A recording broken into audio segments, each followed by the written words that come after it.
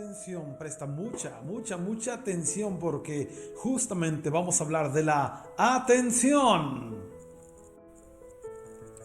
Bien, lo primero que debemos de saber es que la atención es una competición entre diferentes fuentes de información, todas ellas rivalizando por conseguir un procesamiento posterior. La atención es uno de los procesos más básicos en cuanto a nivel de entrada y procesamiento de la información y resulta altamente fundamental para que otros procesos cognitivos se puedan presentar, como lo es la memoria, el lenguaje, el aprendizaje, entre muchos otros, de acuerdo a González Garrido y Ramos Loyo, 2006. Hay por lo menos dos tipos de atención, la selectiva y la sostenida.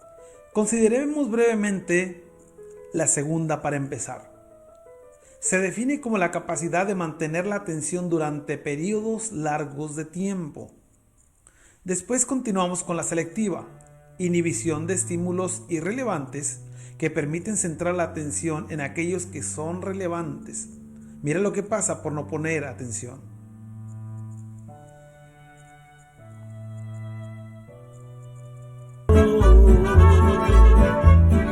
Así que buzo, caperuso y pon más atención porque todavía hay más información. ¿Qué es la atención y cómo opera durante la cognición? Bien, veamos lo siguiente. Es el acto de atender o prestar atención a algo, es decir, la capacidad de selección de un estímulo o una característica dada dentro de un conjunto que será procesado en mayor medida que el resto, inhibiendo lo que es irrelevante. Hay cuatro capacidades, componentes de la atención, que es la selectividad, vigilancia, límite y alerta. Las modalidades de la atención está la atención pasiva y la atención activa que tú puedes ver en este recuadro. Focalizada, ahí puedes ver que es donde pones más atención en algo. Y está la sostenida, donde dejas un buen tiempo y estás poniendo atención.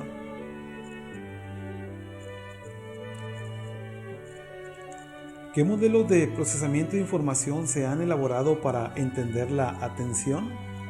Bien, a lo largo del tiempo ha habido investigadores tales como James, Cherry, Norman, entre otros más, quienes han estado investigando a lo largo de décadas, incluso desde 1800 en adelante hasta nuestros días, y han estado estudiando acerca de lo que es en sí la atención, qué cosas afectan la atención, qué cosas mejoran la atención, estadísticas sobre quiénes ponen más atención, si los niños, si los jóvenes, algunas afecciones que atacan más a un adulto mayor que a un joven.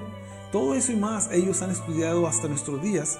Y es importante que nosotros también vayamos aprendiendo de ello, porque podemos nosotros también saber qué cosas pueden afectar nuestra atención y afectar nuestra vida severamente. A pesar de la falta de un modelo consolidado que permite explicar tanto su funcionamiento de forma global como sus bases neuroanatómicas, existe acuerdo en considerar que la atención se encuentra distribuida en tres redes principales: la red de alerta, la red de orientación y la red ejecutiva, localizadas cada una de ellas en alguna parte en específico de nuestro cerebro. Desarrollo y perfeccionamiento de los modelos cognitivos sobre la atención. La alerta ha sido medida con diferentes escalas conductuales, tales como la escala de Glasgow, Westmead y Wechsler. Hablemos brevemente de la escala de Glasgow.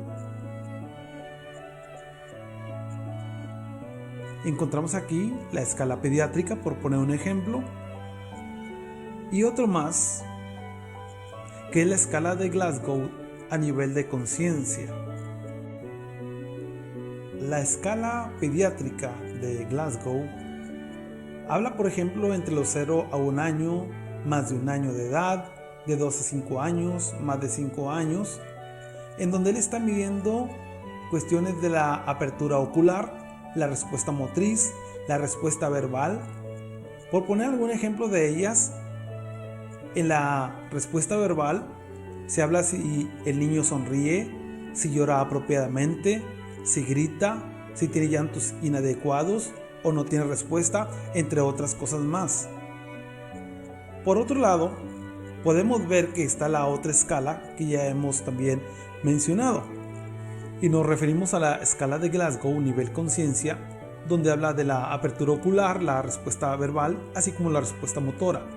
En la apertura ocular, por ejemplo, ponemos la espontánea, el orden verbal, si hay un estímulo doloroso, si hay ausencia de este tipo de apertura ocular. También la respuesta verbal, si está orientado, si está confuso, si tiene palabras inapropiadas, palabras incomprensibles, etc. Todo esto es para medir precisamente el nivel de la conciencia.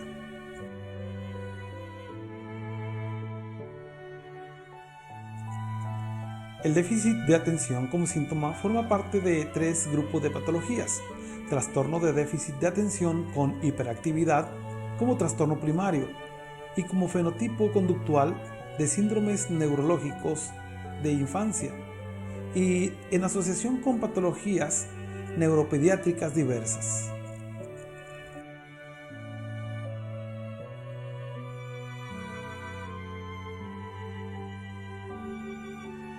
Entre los trastornos de la atención podemos encontrar distractibilidad, hipoprosexia, aprosexia, hiperprosexia y perseveración.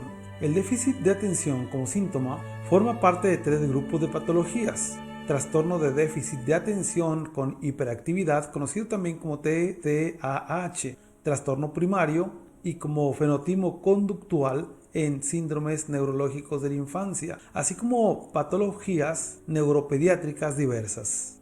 En cuanto a la prevalencia, entre 4 y 8% de los niños de edad escolar, más frecuentemente en varones, con una ratio aproximado de 4 niños por cada niña, los niños manifiestan el trastorno con más impulsibilidad y problemas escolares que las niñas. Y esto puede hacer que en ellas el retraso pueda pasar más desapercibido, distorsionar, por lo tanto, las cifras de prevalencia. Los síntomas principales que definen este trastorno son déficit de atención sostenida, que es el eje central del cuadro y que caracteriza de forma típica a estos niños. Se muestran despistados, con múltiples olvidos por falta de atención, dificultades en mantener una misma tarea, sin que otros estímulos le interfieran, e incapacidad para rendir normalmente en las tareas escolares, en parte porque evitan las tareas que requieren esfuerzo o concentración. Cuando los niños están en este trastorno, suelen distraerse aún en plena escuela. Se distraen en la casa cuando están haciendo la tarea o para hacer cualquier otra cosa. Veamos, por ejemplo, el caso de Pablito.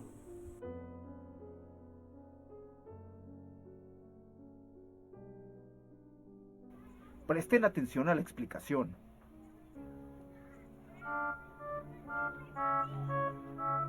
Esto se parece a una cara.